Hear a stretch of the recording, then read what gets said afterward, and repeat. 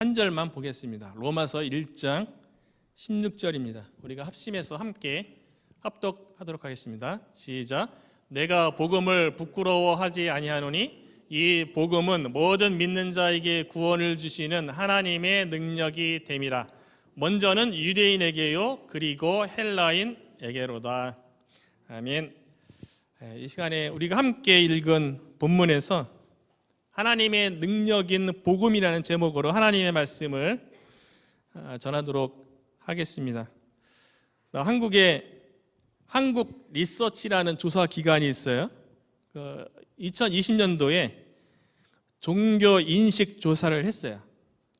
특별히 종교 인식 조사 가운데 주요 종교별 호감도 요거를 조사했습니다. 그래서 매우 뜨겁고 긍정적인 감정이다 종교에 대해서, 그 종교에 대해서 그러면 100점, 긍정도 부정도 아니라면 50점, 이렇게 이제 100점 만점으로 평가를 했습니다. 주요 종교만 이제 평가를 했어요. 가장 호감 가는 종교가 무엇이었을까요? 예, 불교입니다. 50.9점. 두 번째는요, 천주교입니다. 50.3점. 세 번째는 우리가 기대하는 게 아닙니다. 원불교 30.8점. 네 번째가 기독교 28점입니다. 그리고 마지막 종교가 이슬람교 15.7점이라고 해요. 그리고 같은 기간에서 작년에, 이번에는 종교 인구 조사를 했는데 종교 없음이 50% 나왔습니다. 그러니까 한국에 있는 사람들 중에 2명 중에 1명은 종교 없다, 종교에 대한 관심이 없다라고 이렇게 대답을 했다고 합니다. 그러니까 한국 사람 인식 속에 기독교에 대해서는 이렇게 우호적인 감정보다는 비우호적인 감정이 좀 높고요. 그리고 전반적으로 한국 사람들의 감정 속에 종교에 대한 관심이 점점 멀어지고 있다. 이것이 한국 사람들의 인식뿐만 아니라 미국, 전 세계 사람들의 일반적인 세상 문화가 그렇지 않은가, 그런 생각을 해봐요. 원래 세상 문화는요, 하나님을 인정하지 않는 문화예요. 하나님을 거부하는 문화입니다. 그런 문화 속에서 우리가 살아가면서 예수님을 믿는다는 것 자체는 세상을 거역하는 거죠. 그래서 사도 바울이 로마서 12장 2절에 가면 이렇게 얘기해요. 너희는 이 세대를 본받지 말고, 이 세상 문화에 대해서, 시대 사조에 대해서 본받지 말라, 그렇게 이야기를 한 것입니다. 우리가 예수님을 믿는다, 교회 간다, 이렇게 세상에 나가서 말하기가 쉽지 않죠. 거기다가 전도한다는 건 더 어려운 상황이죠. 왜냐하면 세상이 우리에 대해서 우호적이지 않기 때문에 그래요. 관심도 없고요. 그런데 오늘 본문에 보니까 사도 바울이 이렇게 고백합니다. 내가 복음을 부끄러워하지 아니하노니, 나는 복음을 강조한다. 내가 이 복음을 받아들이고 복음의 능력을 경험한 다음에 내가 이 복음에 대해서 강조한다 라고 이렇게 로마 교인들에게 기록한 게 아니고요. 내가 이 복음에 대해서 부끄러워하지 아니한다라고 이렇게 썼어요. 이렇게 얘기한 거는 부끄러워할 만한 좀 복음 안에 요인이 있다고, 그 로마서를 받아들이는 로마 교인 안에, 그리고 또 사도 바울도 이전에 자신의 모습 속에 이렇게 좀 복음에 대해서 좀 부끄러워했던 요인이 있기 때문에 사실은 이렇게 쓴 거거든요. 부끄러워하다라는 이 감정이 어떻게 주어지냐면, 국어사전을 찾아봤어요. 국어사전은 어떻게 기록되어 있냐면, 사람이 양심에 꺼리 끼어 떳떳하지 못하게 여기다, 이게 부끄러운 거예요. 근데 복음을 부끄러워한다는 거는 이 복음에 대해서 내 양심이 꺼리 껴서 떳떳하지 못하게 생각하는 거예요. 그런데 사도 바울은 나는 복음에 대해서 부끄러워하지 않는다, 이렇게 얘기했다는 거죠. 도대체 복음이 뭐길래 복음에 대해서 내가 부끄럽지 않다라고 얘기했을까? 이 복음이 영어로는 우리가 잘 알고 있는 것처럼 가스펠 또는 굿뉴스예요. 좋은 소식 또는 기쁜 소식이죠. 실제로 우리가 복음을 받아들이면 우리에게 기쁨이 주어지죠. 예수 믿는 거의 가장 큰 특징 중에 하나가 기쁨인 것 같아요. 여러 가지 이렇게 예수님을 믿으면 우리 안에 변화되는 것 중에 사랑의 감정도 생기고 또 감사의 감정도 막 생기고 모든 게 이렇게 긍정적으로 보이고 막 이렇게 되죠. 성령님의 역사 가운데 그런데 이 복음, 말 뜻대로 기쁜 소식, 우리에게 기쁜 소식으로 다가와서 우리 가운데 기쁨을 줘요. 세상이 주는 기쁨이 아니라 예수 그리스도부터 주어지는 기쁨이 있습니다.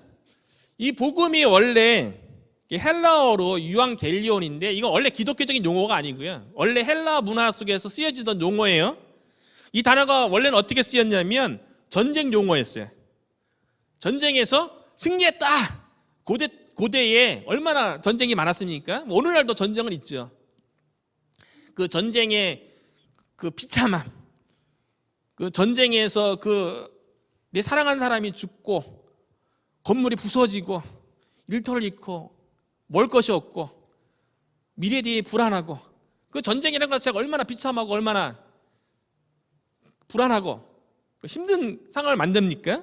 그런데 이 전쟁에서 승리했다. 이게 원래 유앙겔리온이었어요. 이게 복음이었어요. 그런데 이 용어가 기독교 용어로 받아들인 거죠. 기독교 용어로 받아들일 적에 일반적으로는 죄로부터 해방되었다. 죄로부터 구원받았다. 죄로 인해서 하나님을 떠나게 되고 죄로 인해서 우리 인생 가운데 수고해야 되고 고통이 있고 고난이 있고 어려움이 있는데 이 모든 문제를 예수 그리스도께서 해결해 주셨다. 이게 이제 기독교의 복음이 된 거예요. 더 이상 복음을 받아들이면 죄로 인한 고통은 없다는 거죠. 이게 우리에게 기쁜 소식이에요. 이게 복음인 거예요. 구체적으로 이 복음이 무엇인지 성경은 어떻게 기록했냐면 성경은 구체적으로 복음을 이렇게 정의했어요.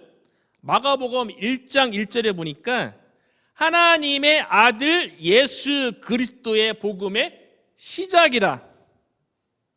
복음이 뭐냐면요, 하나님의 아들이신 예수가 그리스도다. 이게 복음이에요. 이것이 시작이라 하면서 마가복음이 기록된 거예요.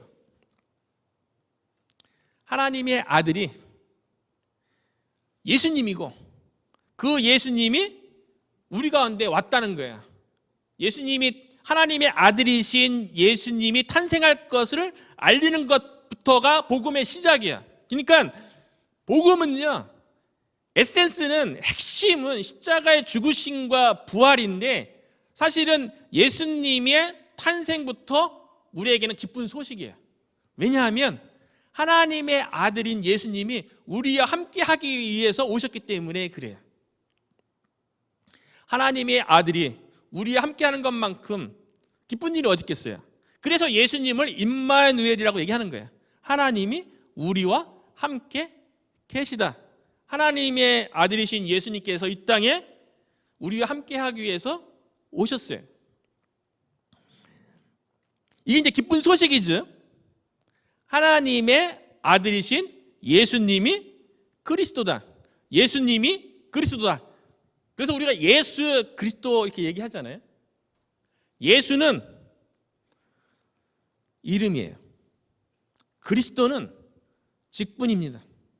예수 그리스도. 예수는 이름이고 그리스도는 직분이에요. 예수님이 하신 일이 그리스도의 일을 한 거예요. 이게 기쁜 소식이에요.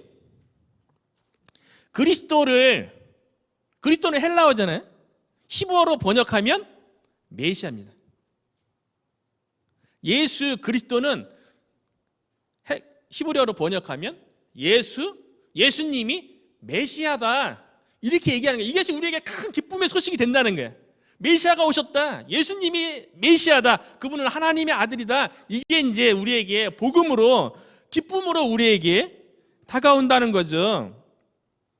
메시아, 그리스도는 뜻은 기름 부음 받은 자예요. 하나님께서 지명해서 선택해서 세우신 하나님의 일을 위해서 세운 사람에게 감람유라는 기름을 부어서 그 의미는 이제 성령이 임하는 거죠. 기름을 부은 자들이 하나님의 일을 구약에서 했어요. 그러니까 예수 그리스도, 예수님이 메시아다. 이 이야기는 예수님께서 기름 부은 받은 자의 역할을 했다는 거예요. 구약에서 기름 부음 받은 자, 메시아는 많죠. 기름 부음 받은 자들이 많죠. 하나님을 위해서 대표적으로 선지자예요. 선지자가 하나님의 일을 위해서 기름 부음을 받았어요. 그리고 제사장의 기름 부음 받았어요. 그리고 왕이 하나님의 뜻대로 백성을 다스리게 하기 위해서 기름 부음을 받았어요. 구약에는 메시아가 많아요. 기름 부음 받은 자들이 여러 명 있어요. 선지자들, 제사장들, 왕들 다 메시아예요. 기름 부음 받은 자들이에요. 그런데 예수님께서, 하나님의 아들이신 예수님께서 이 땅에 오셔서 메시아 일, 기름 부음 받은 자들이 했던 역할을 완성하신 거예요. 그래서 예수님께서 선지자의 역할을 완성하셨어요. 요한복음 14장 6절에 보면 예수께서 이르시되 내가 곧 길이요 진리요 생명이니 나로 말미암지 않고는 아버지께로 올 자가 없느니라. 예수님이 그리스도라는 것을 믿으면, 예수님께서 선지자 역할을 완성했기 때문에 예수님을 통해서 하나님을 알게 되고 하나님을 경험하게 되고 그 하나님을 찬양하고 예배하게 된다는 거예요. 삶 가운데 하나님의 인도하심, 하나님의 역사하심을 경험하게 된다는 거예요. 삶 속에서 하나님을 경험하고 있으니까 예수를 그리스도로 받아들이면 되는 거예요. 우리의 삶 속에서 그 하나님을 경험하게 돼요. 예수님이 선지자 역할을 완성했기 때문에 그렇습니다. 그 두 번째는 예수님께서 제사장의 직분을 완성하셨어요. 로마서 5장 8절 보니까 우리가 아직 죄인되었을 때에 그리스도께서 우리를 위하여 죽으심으로 하나님께서 우리에 대한 자기의 사랑을 확증하셨느니라. 예수님이 그리스도라는 것을 믿으면요, 하나님 앞에 우리가 지은 모든 죄, 과거, 현재, 미래 모든 죄에 대해서 용서받아요. 그 죄로 인한 우리 안에 그 쓴뿌리로 인한 죄 때문에, 또 쓴뿌리 때문에 우리가 정신적으로 또 삶 가운데 트라우마로 남아서 고생한 사람이 얼마나 많아요? 그런데 예수님을 그리스도로 믿으면 예수님이 제사장 역할을 완성했기 때문에 우리 안에 마음속에 깊숙이 있는 누구도 모르는 그 죄에 대해서 용서함 받게 돼요. 죄로부터 자유하게 돼요. 그래서 죄로 인해서 어떤 눌림도 얻게 되는 거예요. 예수님께서 제사장의 역할을 완성했기 때문에 그래요. 그리고 예수님은 세 번째로 왕의 직분을 완성하셨어요. 요한 1서 3장 8절에 보면 죄를 짓는 자는 마귀에게 속하나니 마귀는 처음부터 범죄함이라 하나님의 아들이 나타나신 것은 마귀의 일을 멸하러 하심이라. 예수님이 그리스도이심을 믿으면 예수님이 왕이기 때문에 우리가 영적 전쟁에서 승리할 수 있어요. 마귀가 세상을 통해서 우리를 유혹해요. 어떻게든 넘어지게 합니다. 마귀가 우리의 육체를 통해서 우리를 유혹을 해요. 그리고 마귀가 직접 우리를 유혹을 해요. 그런데 예수님이 그리스도이심을, 왕이심을 받아들이면 하나님의 아들이 마귀의 일을 멸하러 오셨기 때문에 영적 전쟁에서 마귀의 공격으로부터, 세상의 유혹으로부터, 육체의 유혹으로부터 우리가 승리할 수 있는 거예요. 그 예수님이 우리의 삶 가운데 왕으로 우리를 다스리는 거예요. 우리 스스로 우리의 생각과 감정을 주인 행사 못 하잖아요. 우리의 생각 가운데 부정적인 생각도 많고, 오늘날이요, 세상 문화의 영향을 받아서 감정도 우리가 주인 행사 못 하죠.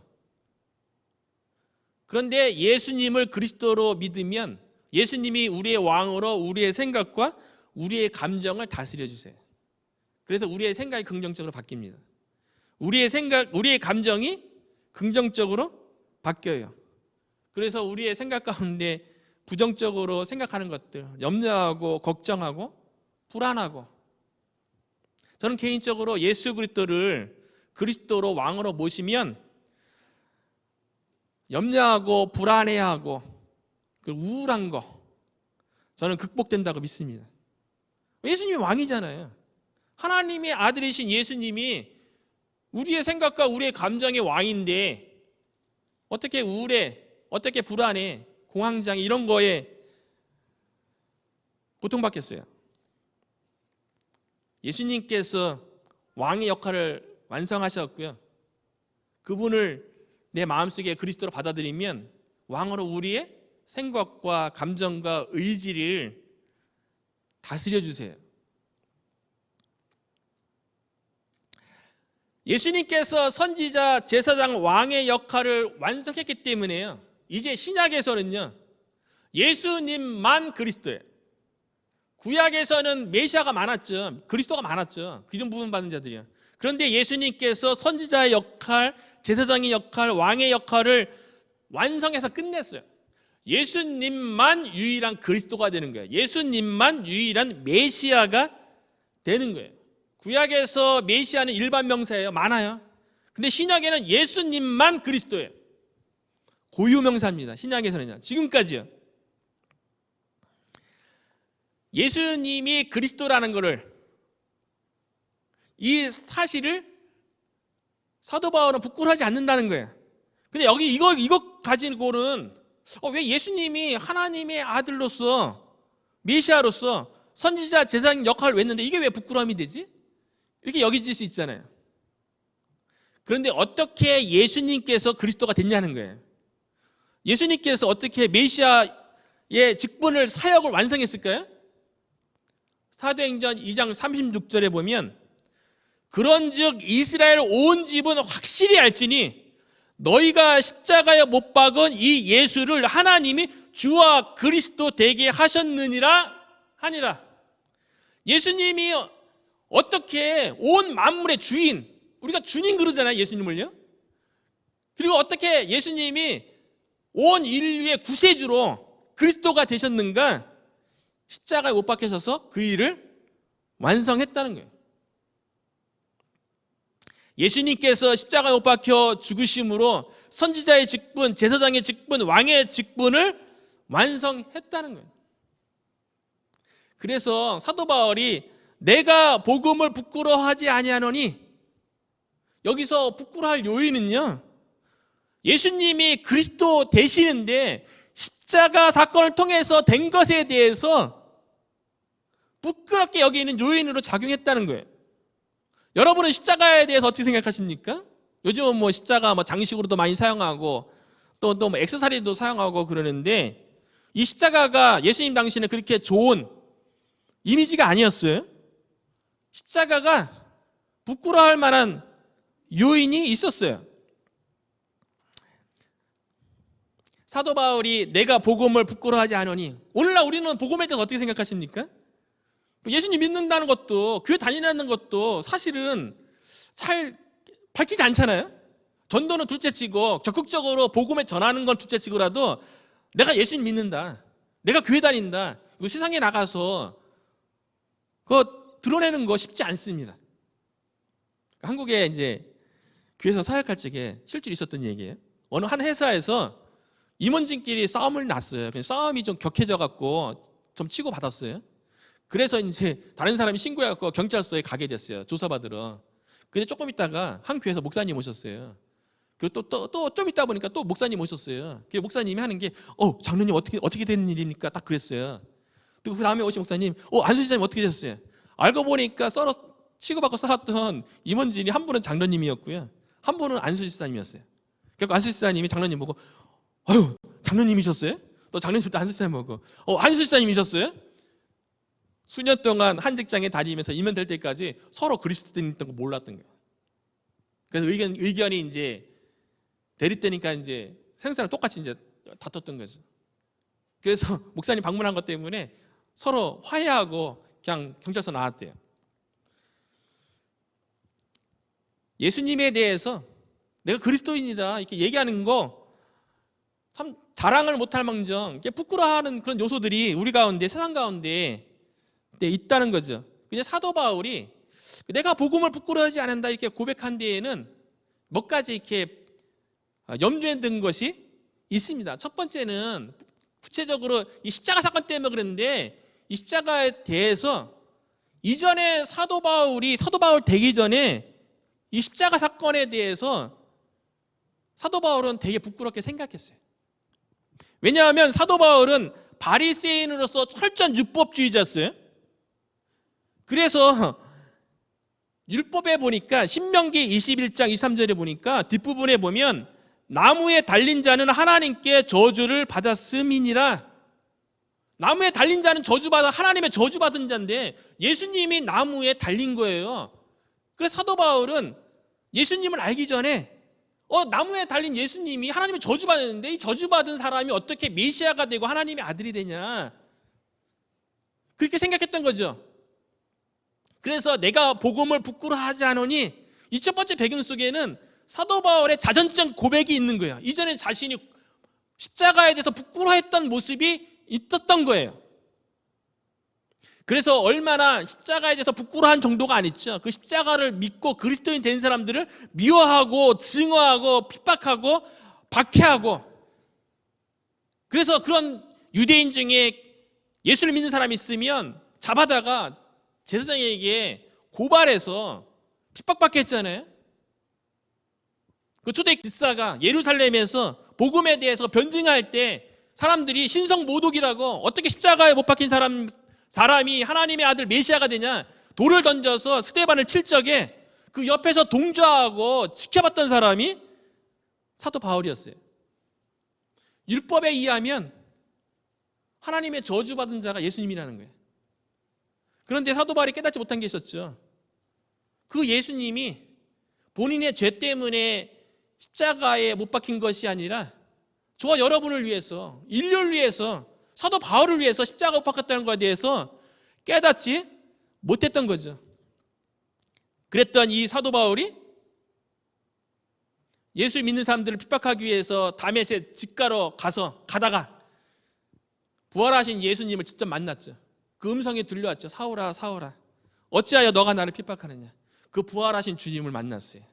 십자가 못 박혀서 죽으신 그분이 부활하셔서 살아계신 그 음성으로 나에게 들려주는 거예요. 거기서 사도 바울이 예수님이 그리스도라는 것을, 그 십자가의 사건이 예수님 자신의 죄가 아니라 자신의 죄라는 것을 깨닫게 되죠. 그래서 그 다음에 내가 복음을 부끄러워하지 않는다라고 이야기를 하는 거예요. 사도 바울은 복음을 경험했기 때문에 내가 복음을 부끄러워하지 않는다라고 얘기한 거예요. 이게 복음이 얼마나 중요하면, 복음의 핵심이 십자가가, 이거를 경험한 사람은 복음에 대해서 부끄러워할 수 없는 거죠. 그리고 내가 복음을 부끄러워하지 않는다는 게 두 번째 염두에 둔 그룹은요, 로마 교인들이에요. 그 당시 로마는 세계를 제패하는 제국이었어요. 그리고 이 십자가 형틀은요, 노예나 죄수를 처형하는, 극악무도한 사람들을 처형하는 형틀이었어요. 가장 못된 죄를 지은 사람을 십자가 처형했어요. 그것도 언덕에다가 십자가를 세워놓고 사람을 못 박아서 오고 가는 사람들로 하여금 그 죄의 경각심을 보이기 위해서 골고다 언덕에다가 세웠던 거 아니에요? 십자가에 못 박히면 죽는데 일주일 열흘 걸린다 그래요. 십자가에 못 박히면 피가 빠지고 물이 빠져서 탈수 현상 때문에 죽는 거지, 고통을 느끼는 거죠. 그 시간 동안 극악무도한 처형했던 거죠. 그거를 로마 당국이 빌라도 총독에 의해서 집행된 거예요. 그런데 그 예수님을 믿으라는 게 로마인들에게는, 아니 그 예수님은, 로마는 제국을 다스리는 나라고, 예수님은 저 식민지 중에 변두리에 있는 한 이스라엘은 조그만 땅의 사람인데 예수님이 어떻게 온 인류를 구원하는 구세주 메시아가 되냐, 이렇게 전하면 받아들일 수 있다는 거죠. 로마 사람을 염두에 두고 내가 복음을 부끄러워하지 아니한다는 거예요. 그 당시 로마는 팍스 로마나라고 해서 로마 안에서 평화를 이루는 시대라고 여겨졌어요. 로마의 경제력, 군사력, 문화력으로 전 제국이 평화를 누린다고 생각했어요. 세상의 힘으로 평화가 주어진다고 그렇게 주장했던 시대죠. 그런데 예수 그리스도를 믿으면 진정한 평화는 세상의 힘에 의해서 평화가 주어지는 게 아니라 십자가를 통해서 평화, 참된 평화, 진정한 평화가 주어진다는 것을 사도 바울이 얘기하는 거예요. 그 팍스 로마나도 200년 만에 끝났잖아요. 근데 예수 그리스도를 통한, 십자가를 통한 평화는 아직까지도 믿는 모든 사람 가운데 주어지는 평화는 아니겠어요? 그래서 로마 사람들을 염두에 두고 내가 복음을 부끄러워하지 않는다라고 얘기했고요. 그리고 이 복음이 첫째는 유대인에게요, 또 그 다음은 헬라인에게 증거될 텐데 그들에게도 부끄러워하지 않는다는 거예요. 유대인들이 특별히 이 복음에 대해서 부끄러워했던 이유는요, 고린도전서 1장 22절과 23절에 보면 유대인은 표적을 구하고 헬라인은 지혜를 찾으나 우리는 십자가에 못 박힌 그리스도를 전하니 유대인에게는 꺼리끼는 것이고요, 이방인에게는, 특별히 헬라인이죠, 미련한 것을 여겨진다는 거예요. 사람들이요. 오늘날에도 이 복음에 대해서 예수님이 그리스도다, 십자가를 통해서 구세주가 되셨다, 이것을 믿으면 죄 용서 받고 구원받고 영생을 누리고 천국 간다, 이렇게 전하면 어떤 사람은 그거에 대해서 되게 꺼리껴 하죠. 아니, 어떤 사람은 되게 미련한 거라고. 실제로 오늘날에도 그렇게 반응하는 사람들이, 헬라인처럼 반응하는 사람들이 있어요. 유대인들은요, 메시아라면 표적을 구한다는 것은 초자연적인 기적, 초자연적 이적을 일으켜서 입증해야 된다는 거예요. 그런데 예수님이 십자가에서 못 박히신 사건은 기적도 아니고 표적도 아닌 것처럼 보이는 거예요. 오히려 실패처럼, 패배처럼 보이잖아요. 메시아가 십자가에서 처형된다는 게 유대인들에게는 표적으로 안 보였던 거죠. 그리고 헬라인들은 지혜, 여기서 말하는 지혜는 헬라어로 소피아예요. 여기서 이제 철학, 필라소피가 나왔어요. 이 지혜는 인간의 인지 능력과 이해력, 인간의 인지 능력과 이해력으로 그거를 의미하는데, 십자가 사건이 우리가 이해가 안 되죠. 더더군다나 2000년 전의 사건이고, 미국도 아니고 한국도 아니고, 어디 이스라엘에는 주중에 끝에 붙어있는 조그만 나라에 예루살렘에서 십자가 못 박혀 죽었다는데 2000년 지난 오늘날에게 그게 우리에게 적용이 돼갖고 그 십자가가 나의 죄를 용서한다고? 이해가 안 되잖아요. 이건 믿음으로만 되는 거거든요. 믿으면 성령님께서 우리에게 적용시켜서 죄 용서 받는 거거든요. 그러니까 세상적인 지식으로 바라보는 사람은, 좀 지식이 있다는 사람은 미련해 보이죠. 그런데 복음을 경험한 사람은 이 복음에 대해서 부끄러워할 수 없다는 거예요, 사도 바울이. 그래서 구체적으로 이 사도 바울이 그 이유에 대해서 내가 왜 복음을 부끄러워하지 않는지 구체적으로 16절 후반부에 설명하는데요, 한글 성경에는 헬라어의 한 단어가 번역이 안 됐어요. 내가 복음을 부끄러워하지 아니하노니 이는 그 앞에 한 단어가 가르라는 헬라어가 있는데, 이 가르라는 단어는 영어로 번역하면 because예요. 한국어는 왜냐하면, 복음을 내가 부끄러워하지 않는 이유는 예수님께서 십자가 사건을 통해서 그리스도가 됐다는 이것을 믿는 것에 대해서 내가 부끄러워하지 않는 이유는, 왜냐하면 이 복음은 모든 믿는 자에게 구원을 주시는 하나님의 능력이 되기 때문이라는 거예요. 구원을 주시는 하나님의 능력을 복음을 통해서 경험했습니까? 이 복음을 통해서 우리 안에 그런 일들이 매번 일어나야 되고요. 복음은 예수님 믿을 때만 필요한 것이 아니고요, 예수님 믿은 이후에도 우리는 끊임없이 복음이 필요해요.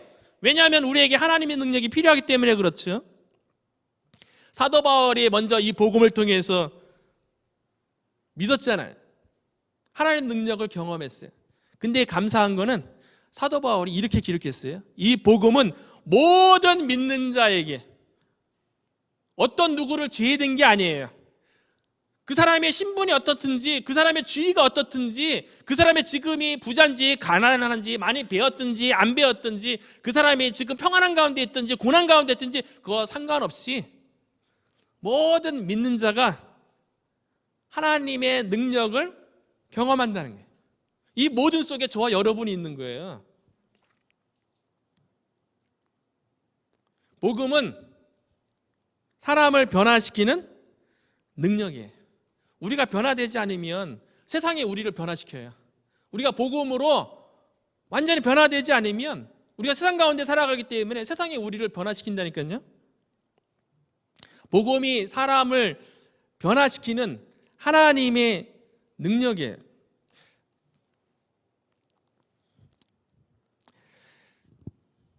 사람들은 이렇게 얘기해요. 사람은 절대로 바뀌지 않는다. 그렇습니까? 사람은 바뀌지 않습니까? 근데 복음은 사람을 바뀌어요. 복음만이 사람을 새롭게 합니다. 그래서 예수님 믿으면 성령으로 거듭난다 그러죠. born again, 다시 태어난다 그러죠. 복음만이, 그 사람이 변화되지 않았다면 복음을 온전하지 경험하지 못했기 때문에 그래요. 우리가 잘 아는 유명한 명화 중에 배너가 있잖아요. 배너의 저자가 루이스 웰리스인데 이 사람이 원래는 철저 무신론자 아니에요? 이 사람이 기독교는 거짓이고 예수는 허구의 사람이다. 이 예수에 대해서, 예수를 그리스도로 믿는 거에 대해서 이 허구를 깨부시기 위해서 세계 유명한 도서관에 다니면서 이 예수가 거짓이라는 거를 좀 밝혀야겠는데, 그러다 보니까 어쩔 수 없이 성경을 연구해야지 반박할 거 아니에요?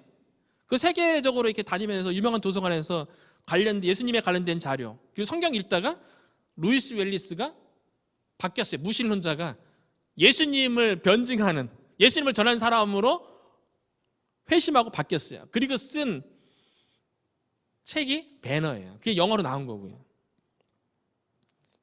복음만이 사람을 바꾸는 거예요. 복음이 하나님의 능력인가? 하나님의 능력을 경험하고 싶습니까? 복음을 경험하면 돼요. 고린도후서 5장 17절에 보면 그런즉 누구든지 그리스도 안에 있으면 새로운 피조물이라, 이전 것은 지나갔으니 보라 새 것이 되었도다. 저와 여러분의 삶 가운데 이전 것이 아직도 남아 있습니까? 옛 습성, 옛 죄된 습성, 안 좋은 습성, 그리스도 안에 있으면, 예수 그리스도를 믿으면 다 이전 것은 다 지나가게 돼 있어요. 지금도 마찬가지고요. 그렇게 새롭게 되는 것입니다. 지난번에 제가 9월달에 한국을 방문했다 그랬잖아요. CTS 이제 내가 매일 기쁘게 거기 이제 간증 프로그램에 이제 초청이 와서 가서 이제 하고 왔는데, 뜻깊은 일이 하나 있었어요. 저희 장모님이 82살이거든요. 근데 가서 이제 저희 어머니도 새벽기도 다녀요. 같이 새벽기도 다니면서 장모님을 82살이면 예수님 믿기 쉽지 않아요. 예수님 믿는 게 영적인 일이기 때문에 어린이라고 잘 받아들이고, 뭐 죽음 전에 예수님 믿고 그때 막파지에 세상 것 다 즐기다가 세상 막판에 나는 예수님 믿고 천국 갈란다, 그렇게 안 돼요. 영적인 일이기 때문에, 하나님의 일이기 때문에 그렇게 내 의지로 되는 게 아닙니다. 장모님이 82살이에요. 처음에 이제 아내가 이제 저와 교제하고 3개월 만에 서로 결혼하자고 이제 약속을 했어요. 그리고 이제 장모님을 딱 뵈러 갔는데, 장모님이 손에 이제 그 불교 만자 표시 있던만한 그 반지를 딱 끼고 근데 아내가 저를 소개하기를 전도사라는 거예요. 전도사가 뭔지도 모르는데 교회에서 어떤 일 하는 사람이라고 이제 그렇게 소개를 한 거예요. 또 아내는 교사였고, 그러니까 좀 이제 장모님 눈에는 약간 좀 눈높이가 있었는데 전도사 뭐 하는 사람인지도 모르겠고 교회에 관련된 일을 한다니까 장모님 되게 싫어했어요. 그래갖고 아내가 저를 소개시켜 주려고 데리고 갔는데 저를 피해갖고 도망갔어요. 그리고서 1년 동안 저를 반대했어요. 그런데 그래도 1년 동안 계속 딸이 원한다 그러니까, 자식이기는 부모 없다고 지난주 얘기한 것처럼요. 결국 부모는 사랑하니까 져주잖아요. 그러니까 결혼 승낙했어요.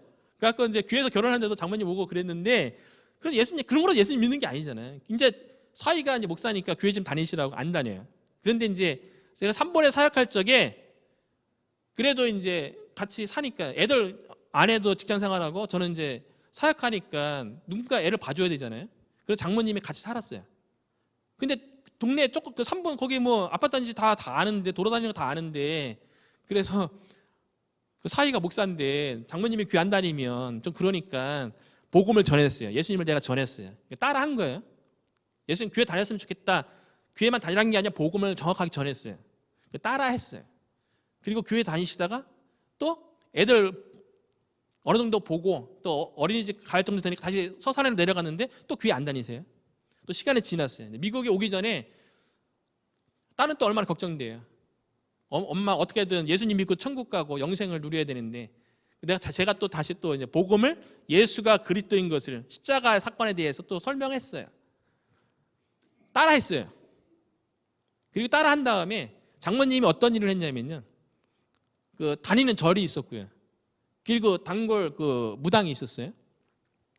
그리고 집안에다가 안방에다가 그 장인 어른이 일찍 돌아가셨거든요. 그 장인 어른 영정 사진을 안방에다 걸어놓고 마치 남편이 자기를 지켜주는 것처럼 그렇게 믿었어요. 그리고 옆에는 돼지 그림에 복자 새겨놓은 거, 집안 이제 재수 있고 잘 되라고 그거를 붙여놨어요. 그러니까 두 번째 예수 영접했으니까 그러니까 교회 나가기로 했으니까 제가 아내한테 그랬어요. 저거 2개 치워야 된다고. 저거 우상 숭배기 때문에 치워야 된다고. 그러니까 아내가 엄마한테 엄마 저거 아빠 영정 사진하고 저거 돼지 복자 저거 치워야 된다고 딱 그러니까 장모님이 엄청 화냈어요. 응? 저걸 함부로 치우면 어떡하냐고. 그리고 교회는 한 번, 2번 나가고서 또 저희가 또 미국 나오니까 안 다니셨어요. 또 10년이 지났잖아요. 요번에 이제 제가 한국 갔다가 저 혼자 나갔었어요. 기도하고 장모님한테 딱 갔어요. 갈 적에 아내가 또 이제 영양제 이런 거 많이 사줬어요. 선물 많이 선물이 사람 마음을 열잖아요. 선물. 그리고 저는 이제 용돈을 두둑하게 용돈 먼저 선물 주고 또 용돈 딱 주니까 좋아하시더라고요. 그 장모님한테 얘기했어요. 장모님 천국에 대한 소망 가지셔야 된다고요. 그리고 복음을 통해서 생명을 얻으셔야 된다고, 영생을 얻으셔야 된다고. 그래서 제가 복음을 설명하기 시작했어요. 근데 갑자기 하나님이 역사하셨어요.